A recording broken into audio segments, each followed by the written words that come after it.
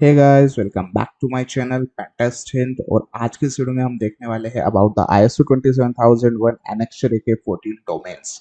सो ISO को जब भी इम्प्लीमेंट किया जाता है 27001 को, दैट्स मीन ISMS पॉलिसीज। सो वो कौन कौन से 14 डोमेन्स है जिनको हमें ध्यान रखना होता है, उनके कंट्रोल्स क्या क्या होते हैं, ऑब्जेक्टिव्स क्या क्या होते हैं। सो ये आज हम देखेंगे इस आज के वीडियो में। सो अगर आप प्रिपरेशन कर रहे हैं ISO 27001 सर्टिफिकेशन की, सो ये वीडियो आपके लिए होने वाला है। सो ट्रेनिंग से पहले अगर आप ये वीडियो देख लेते हैं या फिर ड्यूरिंग द ट्रेनिंग भी आप देख लेते हैं, सो आपको कंट्रोल्स समझ में आ जाते हैं, पूरे डोमेन समझ में आ जाते हैं और आपके लिए बहुत ज़्यादा ईजी हो जाता है इन एग्जामिनेशन। सो स्टार्ट करते हैं with ISO 27001 controls. So ISO 27001 basically जब भी ISMS को अप्लाई किया जाता है किसी भी ऑर्गेनाइजेशन के अंदर, सो ISMS हो गया आपका इंफॉर्मेशन सिक्योरिटी मैनेजमेंट सिस्टम। सो जब भी ये अप्लाई किया जाता है, ये एक टाइप का स्टैंडर्ड है ताकि जो भी आपकी पॉलिसीज है, प्रोसेसेस है, कंट्रोल्स है, ये सब आपके इंश्योर किए जाते हैं बाय ISO 27001, ताकि आप इंफॉर्मेशन सिक्योरिटी से रिलेटेड सारे जो गैप है उसको फुलफिल कर सके। ISO 27001 के अंदर आपके एनेक्सर ए के अंदर 114 कंट्रोल्स है टोटल, जिनको डिवाइड किया गया है 14 डोमेन्स के अंदर। So basically we have only 14 domains जहाँ पे आपके कंट्रोल्स है एंड ऑब्जेक्टिव्स है। अब यहाँ पे एक्सप्लेनेशन की बात करें, so these are the 14 domains: information security policies, organisation of information security, human resource security, asset management, access control, cryptography, physical environment security, operational security, communication security, system acquisition, development and maintenance, supplier relationship, information security incident management, information security aspect of business continuity management and compliance. Now number of controls यहाँ पे आपके domain के आगे लिखे हुए, then annex में लिखा हुआ है आपके A5 A6 A7। अब यहाँ पे थोड़ा कंफ्यूजन हो सकता है कि नंबर ऑफ कंट्रोल्स कैसे आइडेंटिफाई करने हैं या फिर नंबर ऑफ ऑब्जेक्टिव क्या है। सो इसके लिए मैं आपको एक शीट ओपन करके दिखाता हूँ। सो यहाँ पे यू कैन सी मेरे पास एक शीट है जहाँ पे ये सारे लिखे हुए हैं मेरे पास already controls. So you can see .A.5 which is information security policies, then A.5.1 that's mean ये मेरा एक ऑब्जेक्टिव है, ये मेरा कंट्रोल है। And then A.5.1.1, A.5.1.2, these are my controls। So controls हो गए वो सिक्योरिटी मेजर्स जो कि आपको अप्लाई करने हैं या फिर चेक करने होते हैं ऑर्गेनाइजेशन के अंदर। सो अभी हम दोनों तरीकों से देख लेते हैं कि अगर आप इम्प्लीमेंट भी कर रहे हैं या फिर आप ऑडिट भी कर रहे हैं। सो ये वो कंट्रोल्स है जिनको आपको चेक करना होता है। अब ये यहाँ पे जरूरी नहीं है कि सारे कंट्रोल ऑर्गेनाइजेशन के अंदर एप्लीकेबल हो। सो अगर कुछ भी एप्लीकेबल नहीं होता है सो आप उसको स्किप कर सकते हैं। बट यस, कुछ एक प्रोटोकॉल, कुछ एक डोमेन्स, कुछ एक कंट्रोल्स आपके मस्ट होते हैं जो कि हम जैसे जैसे वीडियो में आगे देखते जाते हैं। सो अगर मैं बात करूंगा A.5 की, so this is my domain A.5.1। So for example जैसे A.6 की बात करते हैं, ऑर्गेनाइजेशन ऑफ इंफॉर्मेशन सिक्योरिटी। सो यहाँ पे A.6.1 ये मेरा इंटरनल ऑर्गेनाइजेशन, ये मेरा फर्स्ट ऑब्जेक्टिव है। एंड सेकंड ऑब्जेक्टिव है मोबाइल डिवाइसेस एंड नेटवर्किंग। सो यहाँ पे बेसिकली जो मेरा सेकंड डोमेन है ऑर्गेनाइजेशन ऑफ इंफॉर्मेशन सिक्योरिटी, उसके दो ऑब्जेक्टिव है एंड मेरे 5+2 दैट्स मीन 7 मेरे यहाँ पे कंट्रोल्स है। सो अगर मैं बात करूंगा कि नंबर 2 की, सो यहाँ पे सेकंड डोमेन के अंदर मेरे पास 2 ऑब्जेक्टिव एंड 7 कंट्रोल्स आ जाते हैं। सो ये आपके लिए थोड़ा इजी हो जाएगा। अब स्टार्ट करते हैं हम फर्स्ट डोमेन से, विच इज इंफॉर्मेशन सिक्योरिटी पॉलिसीज, जहाँ पे मेरा एक ऑब्जेक्टिव एंड 2 कंट्रोल्स जैसा हमने देखा था। सो ये आपका फर्स्ट डोमेन है एनेक्सर ए का कंट्रोल्स, जो कि आस्क करता है कि whether your organisation has a clear set of policies और नॉट। सो यहाँ पे ये चेक कर रहे होते हैं कि about that information system secure है या नहीं, आपने पॉलिसीज इंप्लीमेंट कर रखा है या नहीं कर रखा, अगर कर रखा है तो उसको आपने रिव्यू किया है कि नहीं किया। सो यहाँ पे इस केस में ऑडिटर आपको पूछता है एक हाई लेवल डॉक्यूमेंटेशन के बारे में कि इंफॉर्मेशन सिक्योरिटी पॉलिसीज के आप एक बार हाई लेवल डॉक्यूमेंटेशन बता दो, and how the policies are circulate throughout the organisation, कि आपका मेथड क्या है सर्कुलेट करने का, a regular process to review and update those policies, a clear explanation for like how those policies work with other needs to the businesses. So यहाँ पे ये auditors के कुछ एक क्वेश्चंस होते हैं, उन क्वेश्चंस के बेसिस पे यहाँ पे इसको applicable, not applicable, non confirmative, confirmative, यहाँ पे ये ऑप्शंस देता है। बट अभी इस टेक्निकल पार्ट में नहीं जाते हैं, बट इंफॉर्मेशन सिक्योरिटी पॉलिसीज के अंदर बेसिकली यहाँ पे आपको रिव्यूज करने होते हैं आपके पॉलिसीज के बारे में कि आपका इन प्लेस आपके डॉक्यूमेंटेशन है या नहीं है, और अगर है तो उनको सर्कुलेट कैसे किया जाता है। क्योंकि इंफॉर्मेशन सिक्योरिटी पॉलिसीज के अंदर जब तक कि लीडरशिप या सारी चीजें आपकी डिफाइन नहीं होती है, सो जो भी आपका सिस्टम है इंफॉर्मेशन सिस्टम का, like basically it could become like that patchwork or inconsistent. Now let's move on our second domain, which is organization of information security, जिसमें आपके 2 objectives and 7 controls है। सो इस डोमेन में हम लोग एंश्योर कर रहे होते हैं कि जो भी पॉलिसीज की आउटलाइन है, जो कि हमने A.5 के अंदर देखा था, जो कि हमारा फर्स्ट डोमेन था, so basically can be implemented throughout the organisation. तो इस डोमेन के अंदर हम ये चेक कर रहे होते हैं रिलेटेड टू A.5 का। So basically the roles and responsibility in the ISMS should be well defined. यहाँ पे आपको एक एक के रोल्स एंड रिस्पॉन्सिबिलिटीज पता होनी चाहिए, आपकी प्रोसेसेस की, आपके लीडरशिप की, हायर मैनेजमेंट की, इन सब की रोल्स एंड रिस्पॉन्सिबिलिटी ISMS के अंदर डिफाइंड होनी चाहिए। And again there should also be a plan for, so basically how remote workers और vendors fit into the environment as applicable. So अगर आपके पास थर्ड पार्टी वेंडर्स भी है, रिमोटली वर्क भी करते हैं आपके, तो उनको कैसे आप इंश्योर करेंगे in your policies. So ensuring proper security process in place, ये आपके पास होना चाहिए। एंड और अगर मैं स्मॉलर ऑफिस की बात करूँ, सो एक सिंगल इंफॉर्मेशन सिक्योरिटी प्रोफेशनल आपके सफिशिएंट होता है, और उसके लिए इजी भी होता है सारी चीजें इम्प्लीमेंट करना। सो however you should have a plan for organizing information security throughout the organization as your company grows. सो ये सारी चीजें आती है हमारे A.6 में। सो इस डोमेन में बेसिकली हमें नीड होती है डिटेल ऑर्गेनाइजेशन स्ट्रक्चर के with roles, reporting structure, job description and responsibilities, and then process for ensuring data security for remote workers and vendors. Now move on करते हैं हमारे थर्ड पार्ट पे, which is human resource security, जहाँ पे आपके basically 3 objectives and 6 controls है। ये 3 objectives आपके HR से रिलेटेड है, दैट्स मीन ह्यूमन रिसोर्स है, जहाँ पे आप जब भी एम्प्लॉयमेंट होती है, that's mean prior to employment, during the employment and after termination.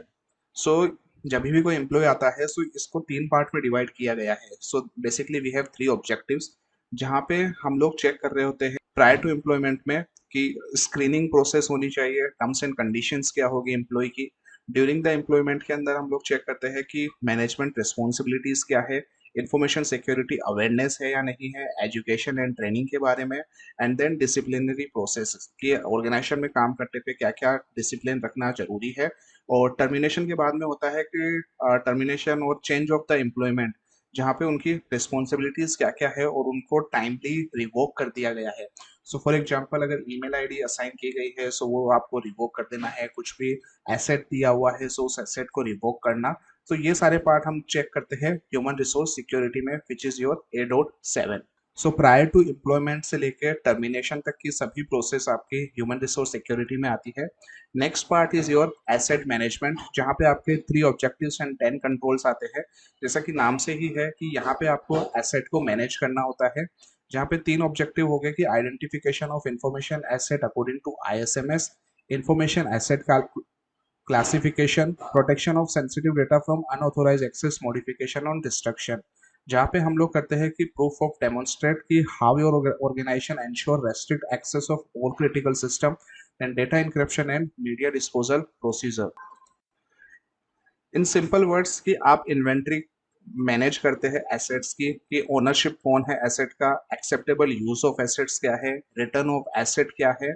Then information का जो क्लासिफिकेशन है हमारा A.8.2, उसमें हम चेक कर रहे होते हैं कि क्लासिफिकेशन ऑफ इंफॉर्मेशन क्या है, लेबलिंग होनी चाहिए हर इंफॉर्मेशन पे, चाहे आप फाइल्स यूज में ले, चाहे आप कंप्यूटर सिस्टम यूज में ले रहे हैं।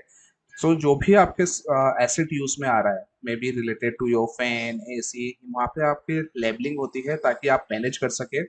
देन हैंडलिंग ऑफ एसेट्स कैसे हो रहा है। देन थर्ड पॉइंट है आपका मीडिया हैंडलिंग का। मीडिया हैंडलिंग में होता है कि management of removal media, disposal क्या क्या किन किन तरीकों से कर सकते हैं, फिजिकल मीडिया ट्रांसफर कैसे किया जाता है। सो एसेट से रिलेटेड जितनी भी आपकी चीज है which is cover in your 8.8 which is asset management. Next is your access control. Access control में आपके 4 ऑब्जेक्टिव्स हैं एंड 14 कंट्रोल्स आते हैं, जिसमें आपको बताते हैं कि proof of organisation wide access control and its periodic review, कि टाइम टू टाइम रिव्यू होना चाहिए। User privilege and access right क्या है प्रोडक्शन डेटाबेस के, एंड एविडेंस ऑफ टर्मिनेशन, कि जब भी टर्मिनेशन हो रहा है एक्सेस ऑफ ऑर्गेनाइजेशन इंफॉर्मेशन का, तो उसका एक एविडेंस दैट्स मीन आपको वहां पे डॉक्यूमेंट करके रखना जरूरी है। यहाँ पे आ गया कि एक्सेस कंट्रोल पॉलिसी क्या क्या हो सकती है, एक्सेस टू नेटवर्क और नेटवर्क सर्विसेज क्या क्या है, कौन कौन उसे यूज में ले सकता है। यूजर एक्सेस मैनेजमेंट में आ जाता है आपके कि यूजर का registration, deregistration, user access, provisioning, management क्या है प्रिविलेज का, एक्सेस के मैनेजमेंट ऑफ सीक्रेट ऑथेंटिकेशन क्या क्या है, जो भी यूजर के एक्सेस राइट है उनको रिव्यू करना, removal, adjustment, access right. Then user की रेस्पॉन्सिबिलिटी आ जाती है कि use of secret authentication information while like transferring the data. Then system and applicable access control के अंदर आता है आपके कि इंफॉर्मेशन एक्सेस का रेस्ट्रिक्शंस किन किन के पास है, सिक्योर लॉगिन प्रोसीजर्स क्या है, पासवर्ड मैनेजमेंट कैसे हो रहा है आपका, यूज ऑफ प्रिविलेज्ड प्रोग्राम क्या क्या है, access control of program source code क्या है। सो ये सारी चीजें आपके कवर होती है एक्सेस कंट्रोल के अंदर। Your next part is your cryptography part. So cryptography pentesting के टर्म्स में हम लोग जानते हैं कि जब भी आपका डेटा ट्रेवल करता है so it should be encrypted. So इस इनक्रिप्शन को एंश्योर करना होता है इस पार्ट के अंदर। सो यहाँ पे आपके कवर हो जाते हैं कि पॉलिसीज क्या है क्रिप्टोग्राफिक कंट्रोल्स की, और की मैनेज कैसे किया जाता है, कि की मैनेजमेंट कैसा होगा, उसका लाइफ टाइम क्या होगा, and key shall be developed and implemented through their like the whole life cycles. और क्रिप्टोग्राफिक कंट्रोल्स के अंदर आ गए कि आप डेटा को प्रोटेक्ट करने के लिए क्या यूज में ले रहे हैं। अगर डेटाबेस भी आप मैनेज कर रहे हैं so it should be in your encrypted form, data travel कर रहा है it should be in encrypted form. So जब भी आपके डेटा से रिलेटेड जब भी एक ए साइड से बी साइड पे आपका डेटा जा रहा है या फिर इन स्टेट सेव्ड हो रहा है आपके, so data in rest हो, data in transit हो, it should always cryptographic form, that's mean encrypted form. Your next part is physical and environmental security. So physical and environmental security में आता है कि आपके सिक्योर एरियाज क्या क्या है, उन सिक्योर एरियाज में कवर हो जाता है योर फिजिकल सिक्योरिटी पैरामीटर क्या क्या है, physical entry controls, securing offices and room and facilities, protect कर रहे हैं against the external environmental threats को, working in secure area, delivery and loading area. So जब भी ऑर्गेनाइजेशन के अंदर कोई आ रहा है सो क्या उनकी एंट्रीज वगैरह मैनेज हो रही है, वो एंट्री आपकी रियल में है या नहीं है, ये सारी चीजें मैनेजमेंट। अगर कोई सर्वर आपका डिप्लॉयड है आपका फिजिकली सो उस सर्वर रूम के अंदर कौन कौन आ जा सकता है, सो ये सारी चीजें आपके फिजिकल एंड एनवायरमेंटल के सिक्योर एरिया में कवर होती है। देन इसी का सेकंड पार्ट आ जाता है आपका इक्विपमेंट, कि इक्विपमेंट सेटिंग एंड प्रोटेक्शन क्या क्या है, सपोर्टिंग यूटिलिटीज क्या क्या है, आपकी केबलिंग की सिक्योरिटी कैसे हो रही है, इक्विपमेंट की मेंटेनेंस कितने टाइम पीरियड पे हो रही है ताकि उसकी इंटीग्रिटी और अवेलेबिलिटी को आप इंश्योर कर सके, एसेट के रिमूवल कैसे हो रहा है, security of equipment, assets of premises कि वो कैसे इक्विपमेंट आपके सिक्योर हो रहे हैं, एंड सिक्योर डिस्पोजल आपके reuse equipment, unattended user equipment, and then clear desk and clear screen policies, ताकि आप लोग इंश्योर कर सके फिजिकली वाइज भी और इन्वायरमेंटल वाइज भी। सो आपकी जो एम्प्लॉय की जो टेबल है इट शुड बी क्लीन, जहाँ पे आपके कुछ पासवर्ड्स लिखे हुए नहीं होने चाहिए, कुछ भी इंफॉर्मेशन लीक नहीं होनी चाहिए, अनअटेंडेड यूजर की इक्विपमेंट कहाँ पे होने चाहिए, उनका रिमूवल कैसे होता है, ये सारी चीजें आपकी कवर होती है 8.11 में फिजिकल एंड इन्वायरमेंटल सिक्योरिटी के अंदर। Next part is your operations security. So operation security में आपके बेसिकली 7 ऑब्जेक्टिव्स एंड 14 कंट्रोल्स है। सो ऑपरेशनल सिक्योरिटी में फर्स्ट ऑब्जेक्टिव होता है आपका ऑपरेशनल प्रोसीजर एंड रिस्पॉन्सिबिलिटी का, जिसमें हम लोग चेक कर रहे होते हैं कि जो भी आपका ऑपरेटिंग प्रोसीजर है इट शुड बी डॉक्यूमेंटेड, आपका चेंज मैनेजमेंट होना चाहिए, दैट्स मीन कि चेंजेस ऑफ द ऑर्गेनाइजेशन या फिर business processes, information processing facilities क्या है, system and affect information security which is shall be controlled. Then capacity management हो गया आपका, separation, development, testing, operational environments, ये सब आपके ऑब्जेक्टिव फर्स्ट के अंदर आते हैं। ऑब्जेक्टिव 2 इसका प्रोटेक्शन फ्रॉम मालवेयर्स आता है कि आप कंट्रोल अगेंस्ट मालवेयर के अगेंस्ट में क्या कर रहे हैं, तो it should be like encrypted होना चाहिए आपका डेटा। आपका बैकअप प्लान क्या है, एंटीवायरस एंटी मालवेयर्स आपके सिस्टम पे इंस्टॉल है या नहीं। सो बैकअप से रिलेटेड पार्ट भी आपके इसी में आता है। लॉगिंग एंड मॉनिटरिंग, कि आप कैसे इवेंट्स को लॉग को मॉनिटर कर सकते हैं। प्रोटेक्शन ऑफ लॉगिंग इंफॉर्मेशंस क्या है, एडमिनिस्ट्रेटर के ऑपरेटर्स लोग क्या है। क्लॉक सिंक्रोनाइजेशन सबसे इम्पोर्टेंट, कि अगर आप मल्टीपल टाइम जोन्स के अंदर काम कर रहे हैं, सो क्लॉक सिंक्रोनाइजेशन होना चाहिए आपका, जो कि आपके टाइम टू टाइम मॉनिटर होना चाहिए। कंट्रोल्स एंड ऑपरेशनल सॉफ्टवेयर के अंदर आ जाते हैं कि इंस्टॉलेशन ऑफ सॉफ्टवेयर कि कैसे वो वर्क कर रहे हैं। So basically it's procedure to shall like implement to control the installation of software and operational systems.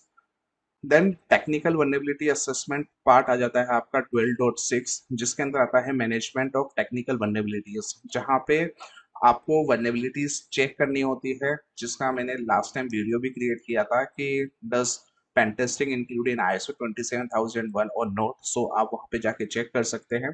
सो यहाँ पे वर्नेबिलिटी असेसमेंट से अगर गैप फुलफिल हो जाता है, सो इट्स सफिशिएंट, अदरवाइज आपको पेनिट्रेशन टेस्टिंग की नीड होती है, जो कि आप किसी सर्टिफाइड ऑर्गेनाइजेशन के थ्रू करवा सकते हैं।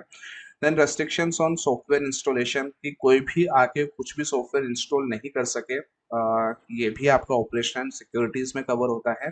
Then information system audit concentration के अंदर आ गया आपके कि इंफॉर्मेशन सिस्टम ऑडिट्स कंट्रोल क्या क्या है।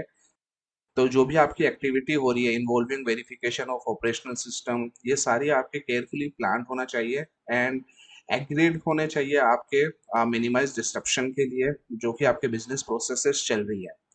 Now your third part is communication security. So communication security में आपके दो ऑब्जेक्टिव एंड 7 कंट्रोल्स आते हैं। इनके अंदर आपके मेंटेन किया जाता है कि नेटवर्क के कंट्रोल्स क्या है, सिक्योरिटी ऑफ नेटवर्क सर्विसेज क्या है, सेग्रीगेशन कैसे कर सकते हैं आप नेटवर्क को, या फिर इंफॉर्मेशन ट्रांसफर कैसे होती है पॉलिसीज की और प्रोसीजर्स की, एग्रीमेंट्स को कैसे ट्रांसफर किया जाता है, इलेक्ट्रिक मैसेज कैसे भेजा जाता है, कॉन्फिडेंशियलिटी या फिर नॉन डिस्क्लोजर टाइप की जो आपके एग्रीमेंट्स हैं, जो कि आप हो सकता है किस थर्ड पार्टी वेंडर से करवाते हैं या फिर आपके एम्प्लॉयज के थ्रू करवाते हैं, ये सभी पार्ट आपके कवर होता है A.13 के अंदर। Now next part is system acquisition development and maintenance, जिसके अंदर आपके बेसिकली 3 ऑब्जेक्टिव्स एंड 13 कंट्रोल्स आपके मेंशन किए गए हैं कि इंफॉर्मेशन सिक्योरिटी के रिक्वायरमेंट्स क्या होती है, उसको एनालिसिस और स्पेसिफिकेशन कैसे किया जाएगा, एप्लीकेशन को सिक्योर कैसे करना है in public network, and then protecting application service transactions कैसे होगी। देन सिक्योरिटी बताते हैं डेवलपमेंट एंड सपोर्ट प्रोसेस में, तो आ गया कि आपके सिक्योर डेवलपमेंट की पॉलिसीज आपके डॉक्यूमेंटेड होनी चाहिए, सिस्टम चेंज कंट्रोल होना चाहिए, टेक्निकल रिव्यू कैसे होगा like after operating platform changes, restrictions कैसे हो चेंजेस पे ला सकते हैं आप सॉफ्टवेयर पैकेजेस के अंदर, सिक्योर सिस्टम इंजीनियरिंग प्रिंसिपल्स की पॉलिसीज हो गई आपके, secure development environment, outsource development करते हैं सो आपकी क्या पॉलिसीज है, सिस्टम सिक्योरिटी टेस्टिंग क्या है, एक्सेप्टेंस टेस्टिंग क्या है, एंड आपके प्रोटेक्शन ऑफ टेस्ट डेटा, जो भी आप टेस्ट कर रहे हैं तो उसके अगेंस्ट क्या प्रोटेक्शन पॉलिसीज होती है, ये सभी आपके मेंटेन होती है A.14 में, जो कि आपके system acquisition development and maintenance. Next domain है आपका सप्लायर रिलेशनशिप, जहाँ पे आपके दो ऑब्जेक्टिव्स एंड 5 कंट्रोल्स आते हैं। इन दो ऑब्जेक्टिव्स के अंदर कवर होता है आपके कि information security in supplier relationship कैसा है and supplier service delivery management कैसा है। सो इन सप्लायर रिलेशनशिप में you can check that information security policies for supplier relationship क्या है, addressing security within supplier agreements क्या क्या है आपके, एंड जो आपका कम्युनिकेशन हो रहा है इंफॉर्मेशन का, जो टेक्नोलॉजी सप्लाई चेन कौन सी फॉलो हो रही है, सो ये सारी की सारी चीजें आपके डॉक्यूमेंटेड होनी चाहिए। And in supplier service delivery management के अंदर कि आप उसको मॉनिटर कैसे कर पा रहे हैं, managing changes to supplier services क्या क्या है, सो ये सारा पार्ट आपके कवर होता है A.15 डोमेन के अंदर, विच is your supplier relationship. Now next is information security incident management, जैसे कि नाम से ही पता लग रहा है आपको कि आप इंसिडेंट को मैनेज कैसे करेंगे। सो इसके अंदर आपके कवर हो जाता है कि responsibility and procedures, reporting information security events, किसको रिपोर्ट करना होता है, reporting information security weakness, assessment, और जो भी आपका डिसीजन है इंफॉर्मेशन सिक्योरिटी का, रिस्पॉन्स कौन करेगा इंफॉर्मेशन सिक्योरिटी इंसिडेंट्स पे।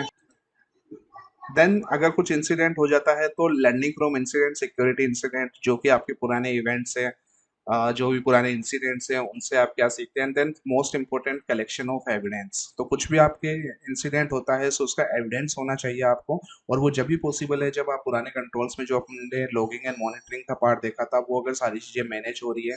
सो अगर कुछ भी एक्टिविटीज़ होती है हैकिंग से रिलेटेड या फिर डेटा लॉस से रिलेटेड या फिर डेटा लीक से रिलेटेड, ताकि उसके एविडेंस को कलेक्ट कर सके और उनको रिपोर्ट कर सके, तो यहाँ पे आपको स्पेसिफिकली पता होना चाहिए कि ये अगर इंसिडेंट हो जाता है तो ये किसको रिपोर्ट करना है, कितने टाइम में करना है, और फिर उनके बेसिस पे लर्निंग करनी होती है कि अब आप इसको कैसे आगे सीख सकते हैं आपके पुराने इवेंट से।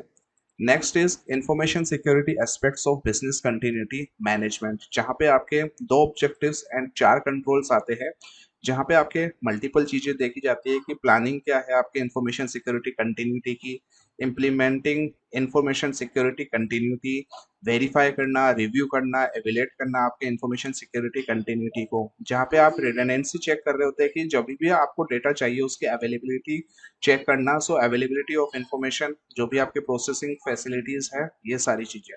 सो आपका जो भी डेटा है वहाँ पे आपको टाइमली मिलना चाहिए। अगर ऑर्गेनाइजेशन के अंदर कुछ भी इश्यूज आता है, फॉर एग्जांपल अगर आपका रैनसमवेयर अटैक हो गया, सो अटैक होने के बाद पे अब आप उसको डेटा को एक्सेस नहीं कर पाएंगे। सो यहाँ पे आप एक्सेस करने के लिए यहाँ पे आइडेंटिफाई करते हैं या फिर पॉलिसीज होती है कि उसका डेटा अवेलेबल कैसे होगा। सो जैसे रिसेंटली देखा था कि बैकअप प्लान मेंटेन होना चाहिए। सो ये उससे रिलेटेड है कि आपका बिजनेस की कंटिन्यूटी या फिर डिजास्टर रिकवरी कैसे पॉसिबल होगी, आप बैकअप के लिए क्या प्लान यूज में ले रहे हैं। अगर आपकी ऑर्गेनाइजेशन कोई ऐसी जगह पे है जहाँ पे नेचुरल डिजास्टर आने के खतरे हैं, तो आपको कंटिन्यूटी के लिए क्या आपके पास कोई दूसरी लोकेशन है जहाँ पे आपका डेटा सेव्ड हो रहा है। सो मल्टीपल चीज़ें हैं जो कि आप A.17 के अंदर चेक कर सकते हैं। A.18 आता है आपका कंप्लाइंस, जो कि आपका लास्ट डोमेन है, which is your which have to objectives and 8 controls. इसमें हम बेसिकली चेक कर रहे होते हैं कि आइडेंटिफिकेशन ऑफ एप्लीकेबल, कि जो भी आपके कॉन्ट्रेक्चुअल रिक्वायरमेंट्स हैं उनको आइडेंटिफाई करना, आपकी इंटेलेक्चुअल प्रॉपर्टी राइट्स क्या है, रिकॉर्ड्स को कैसे प्रोटेक्ट किया जा रहा है, प्राइवेसी एंड प्रोटेक्शन पॉलिसीज क्या क्या है, आपके रेगुलेशन क्या है क्रिप्टोग्राफिक कंट्रोल से related, and then independent review करना उसका इंफॉर्मेशन सिक्योरिटी का, जहाँ पे आप थर्ड पार्टी की भी हेल्प ले सकते हैं, and compliance with security policies, आपके टेक्निकल कंप्लायंस रिव्यू होना, ये सारी चीज़ें आपके कवर होती है आपके A.18 के अंदर। अब यहाँ पे हो सकता है जैसे अभी हमारे यहाँ पे कंप्लीट हो गए सभी 14 डोमेन्स। सो यहाँ पे आपके मेंशन होते हैं कि सो यहाँ पे हमने 14 डोमेन्स कंप्लीट कर लिए हैं, एक ओवरव्यू ले लिया है।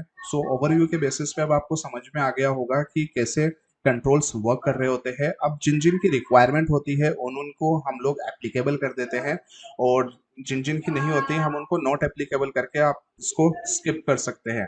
बट स्किप करने से पहले आपको ऑर्गेनाइजेशन की प्रोसेस के बारे में, उनके बिजनेस के बारे में सारी चीज़ें पता होनी चाहिए, in terms of implementation and in terms of auditing.